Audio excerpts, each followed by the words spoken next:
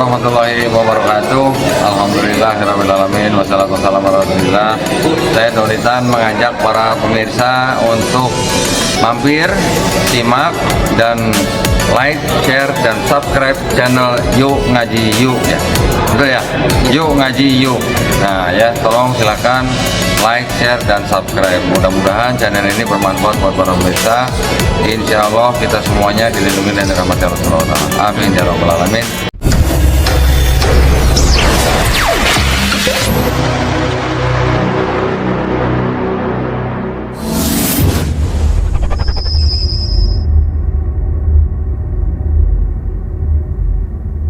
Does the Quran copy other religions? Yes or no? No, the Quran does not copy other religions.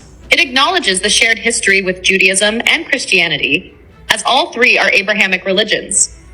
But it presents itself as a continuation and clarification of previous scriptures. While the Quran mentions figures like Moses and Jesus, it offers unique teachings, corrections, and emphasizes the oneness of God.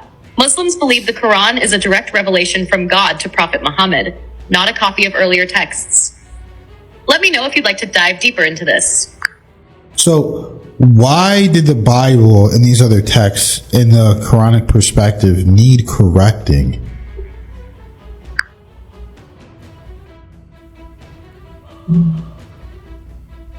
From the Quranic perspective, the Bible and other earlier texts needed correcting because they were believed to have been altered or misinterpreted over time. The Quran teaches that God sent previous prophets, like Moses and Jesus, with revelations in the form of the Torah and the Gospel, Injil. However, it is believed that the original messages were either lost or changed, whether through textual corruption or by misinterpreting their meanings. As a result, certain theological errors and practices arose, diverging from the pure monotheism and original guidance that God intended. For example, the Quran points out that the idea of associating partners with God, such as the Christian doctrine of the Trinity, is a deviation from the core belief in the oneness of God, Tawheed. It also corrects stories of previous prophets, like the stories of Adam, Noah, Abraham, and Jesus, providing details that align with the Quranic view of monotheism and God's purpose for humanity. Therefore, the Quran is seen by Muslims as the final and unaltered revelation that restores the true message of God. It confirms much of what came before, but also provides the necessary clarifications and corrections to ensure that God's guidance is preserved in its pure form. Would you like to explore more specific examples of these corrections, or how the Quran addresses certain biblical stories? Yes, I would actually like you to tell me a couple of the biggest corrections that you believe from the Quran that I and other people would find are the most interesting. Sure. Let's explore a couple of key corrections or clarifications that the Quran provides regarding stories or teachings found in earlier texts, particularly the Bible. These examples tend to stand out because they address major theological and narrative differences. 1. Jesus, Isa, and the concept of divinity. One of the biggest corrections in the Quran is related to the identity of Jesus. In Christianity, Jesus is viewed as the Son of God and part of the Trinity. However, the Quran strongly emphasizes that Jesus was not divine, nor the Son of God, but rather a prophet and messenger. The Quran highlights his miraculous birth and acknowledges his role in guiding the children of Israel. But it makes clear that he was fully human and a servant of God. Quranic correction. The Messiah, Jesus, son of Mary, was no more than a messenger of Allah and his word, which he conveyed to Mary, and a spirit created by a command from him. So believe in Allah and his messengers and do not say, Trinity. Stop. It is better for you. Allah is only one God. He is far above having a son. Quran 4:171.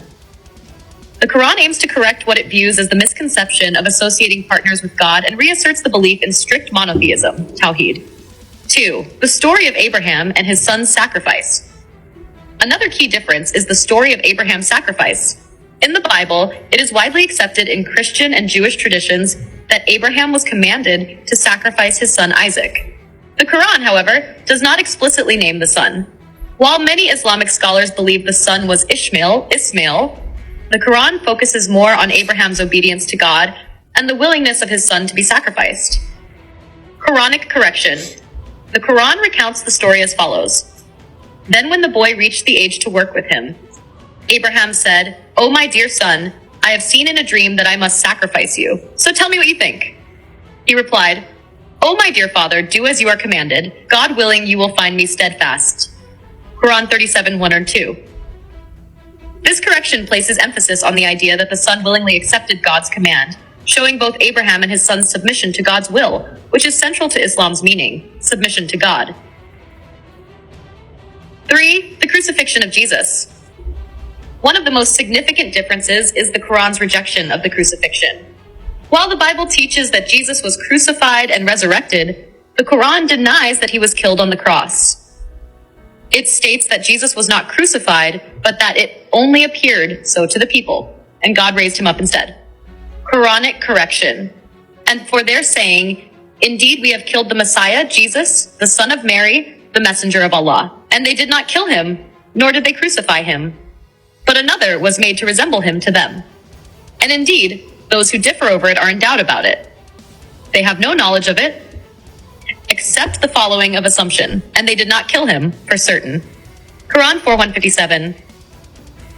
The Quran's correction here is to refute the idea that Jesus died for humanity's sins and to reaffirm the Islamic view that each person is accountable for their own actions before God. 4. Original sin and human nature. The Bible introduces the concept of original sin, where Adam and Eve's disobedience in the Garden of Eden leads to the fallen state of humanity.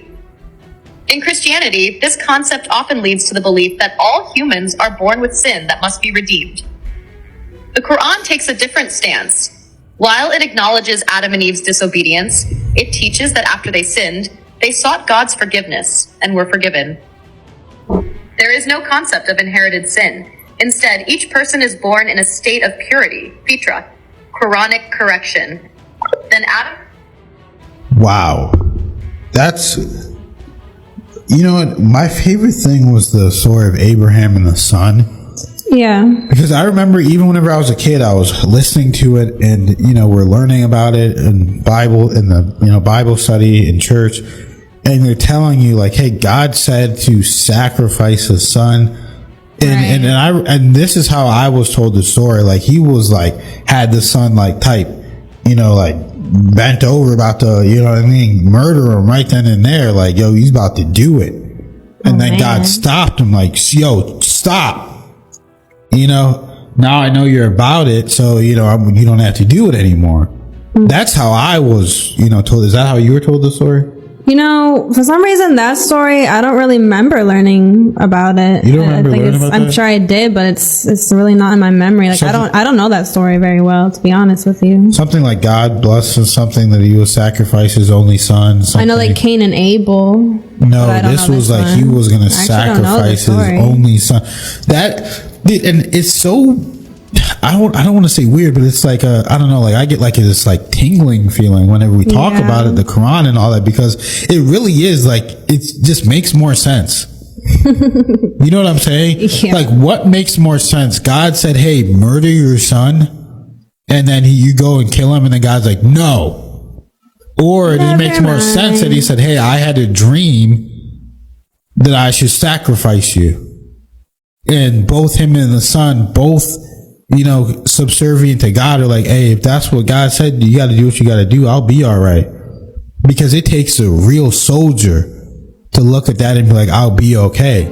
Bismillahirrahmanirrahim. Assalamualaikum warahmatullahi wabarakatuh. Sobat Yuk Ngaji Yuk yang insyaallah dirahmati oleh Allah Subhanahu wa Ta'ala. Semoga sahabat selalu dalam lindungan Allah dan tetap istiqomah dalam iman dan Islam. Sebelum kita lanjut, jangan lupa subscribe, like, and share, dan nyalakan lonceng channel Yuk Ngaji Yuk agar sahabat bisa selalu mendapatkan video update dari Yuk Ngaji Yuk. Sahabat sekalian, kali ini kita akan membantah dan menjelaskan salah satu subhat dan fitnahan dari saudara-saudara kita Kristen berkaitan dengan tuduhan mereka kalau Al-Qur'an itu adalah ciplakan dari Bible atau mayoritas ayat-ayat Al-Qur'an itu jiplakan dari Bible. Padahal jika saja Al-Qur'an jiplakan dari Bible, tentu akan banyak ayat-ayat yang kontradiksi di dalamnya. Nyatanya Al-Qur'an tidak seperti yang mereka tuduhkan. Jika teman-teman Kristen menuduh Al-Qur'an jiplakan, itu karena kejahilan alias kebodohan mereka saja akan Al-Qur'an itu sendiri. Untuk membantah fitnahan dari saudara-saudara kita Kristen, mari kita saksikan penjelasan dari Koh Dondy Tan berikut ini. Kalau dibilang Quran jiplak Bible, di Quran ada nggak cerita Nuh mabok anggur? Enggak. Telanjang? Enggak. Ada itu di Bible ya? Ada. Ada nggak di Quran cerita mengenai Nabi Harun bikin patung sapi yang disembah, berhala? Ada nggak di Quran? Nggak ada. Nggak ada? Ada nggak cerita di Quran Nabi Daud berzinah gitu sama Binor gitu? Ada seperti itu kok. Serius? Ada. Ada nggak di Quran begitu? Nggak ada. Nggak. Ada nggak cerita atau kisah di Quran Nabi Sulaiman alaihissalam musyrik? Musyrik? Nggak ada lah pasti. Ada nggak? Nggak ada. Di Bible ada. Ada nggak kisah di Quran Nabi Ayub diuji kemudian menyalahkan Tuhan karena Tuhan yang menguji dia gitu? Nggak ada. Justru malah di situ kalau perspektif Islam ya yang saya pelajari, tentunya sabar, kemudian bertakwa kepada Allah dan menyerahkan segala urusannya kepada Allah. Ada nggak di Quran kisah Nabi Lut yang menghamili 2 anak perempuannya? Ada nggak di Quran cerita Nggak begitu? ada lah kok. Kalau nggak ada, terus bagaimana bisa dibilang Quran jiplak Bible gitu loh? Di Bible ceritanya begitu.